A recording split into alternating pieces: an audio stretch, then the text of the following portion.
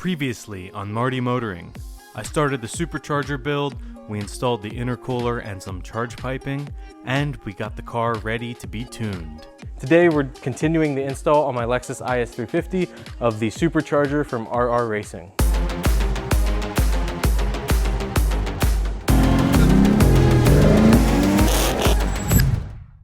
So we're back in Hammerdown Motorsports shop. If you saw the last video, you saw that I got this far. The next step would be to install this crank pulley adapter, but I didn't have the tool yet. I was waiting on it from Amazon, and I'll have the link for it in the description below, and we're gonna come back to it later. So here's the actual Supercharger. It is a Rotrex brand, and you may notice it looks like a turbo because it is a centrifugal supercharger. At this point, I decided to get the Supercharger ready for installation. The first step is to install these fittings and banjo bolts.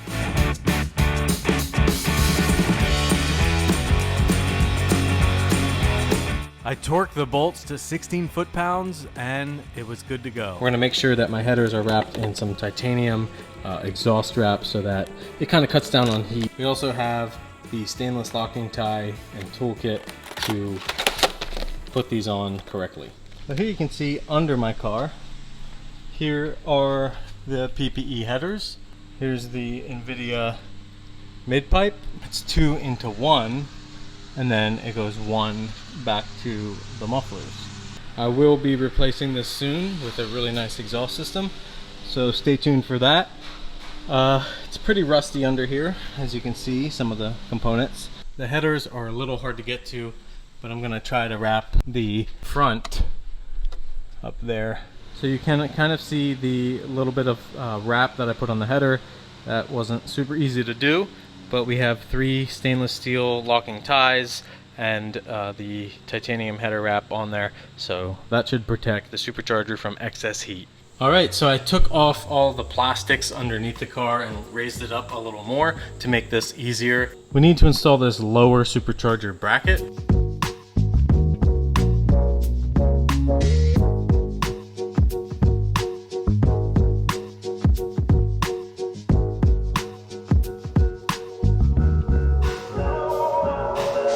So I did not remove the lower radiator hose, but I could do that if I need to. So now that the lower bracket is in, you can kind of place the Supercharger up here, just kind of in there, just sitting there. And now we'll put the plate on and then we can attach the Supercharger to the bracket. I'll show you how this one fits in. This is the bracket for the Supercharger. Goes like this, I believe, and then there'll be some bolts with spacers. There are 4 bolts for the main Supercharger bracket as noted in the instructions. A and B have spacers, C and D are at the bottom and go straight into the lower bracket. The next step was to attach the Supercharger to the bracket with the 4 included bolts. And now we have the Supercharger mounted to the bracket with the 4 bolts. We're gonna have to run some of the oil lines from the banjo bolts, and we're gonna have to make some connections. It fits pretty good. I mean, it's pretty tight, but now we can continue. So this was a little tricky. Had to remove this plate a couple of times. I put the bottom one in, and then you put the Supercharger in, just sit it there, and then put the main bracket. I did not put the Cobra. There's a connector, Cobra head connector for the air intake. I did not put that on, so I had to unbolt this to be able to move it forward enough to put that on. It's really, really tight. I'll show you at the from the top here, but now that this is all on, all the bolts are tightened, the Cobra head connector is on, but it's kind of touching the header, so you really need to be careful and have some kind of heat wrap or something like that. That's why they recommend it. It's very tight in here. So I really should have done this first before installing the Cobra head silicone connector here. It's the sticky heat wrap. I put it on afterwards. You can see it's touching the heat wrap for the header, but it's a little bit of a heat shield and anything helps. So I got that on as well as the clamp. The next day, my crank pulley removal tool came in, and this is how I set it up to get the crank pulley bolt loose.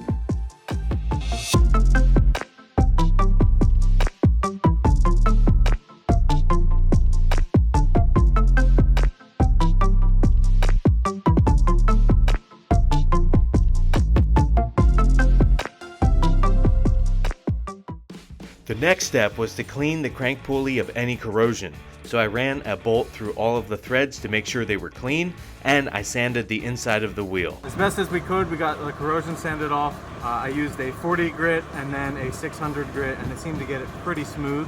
Next, I lined up and installed the crank pulley adapter plate for the Supercharger belt. I used the included bolts and just made sure everything lined up, and I also used them to tighten down the plate to seat it a little bit better since everything was such a tight fit. It seemed to work correctly even though that wasn't in the instructions.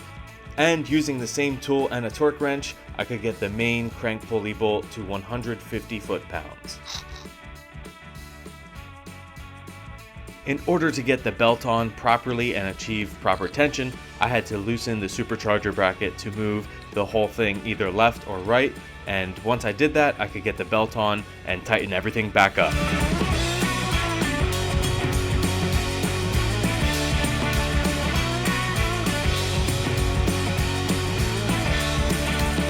Once the belt was on, I needed to install the tensioner with the included bolt. But the only problem was the lower radiator hose was in the way and touching, so I needed to drain my coolant system, take the hose off, and trim it as the instructions stated. Plug this.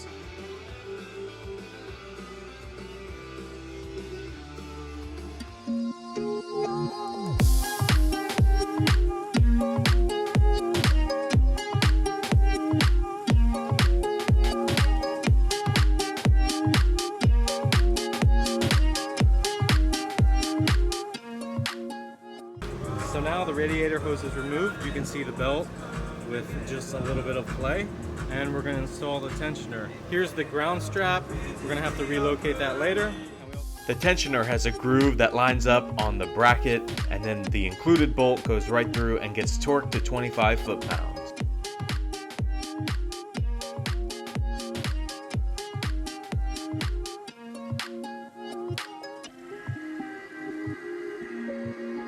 Now the tensioner is installed. The belt has nice tension on it. The pin is removed.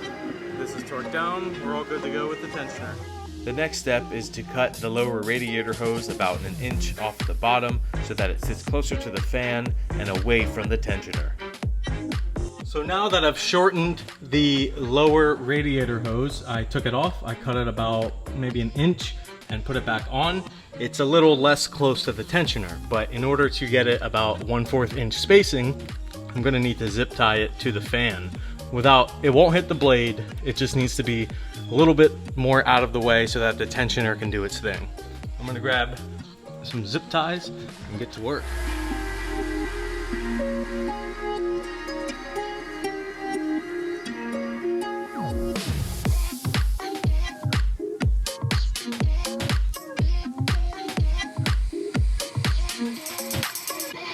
I did also put it back into its original like cream colored clip up here.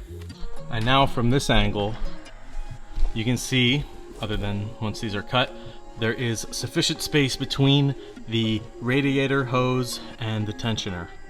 So that's what we need. That's what we're gonna go with. All right, everyone, so a few days have gone by. I even had a shaving mishap in those few days. So we're just rocking the mustache right now. And the car is getting there. We're about halfway done. I started this last weekend. I really worked on it Saturday a lot, and that was the part one.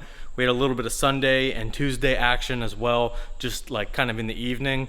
And so I haven't had another full day to work on this, but we're getting there. We're still waiting on a tune file. So as soon as we get that and get everything installed, we'll be able to start the car. And that will be an exciting moment.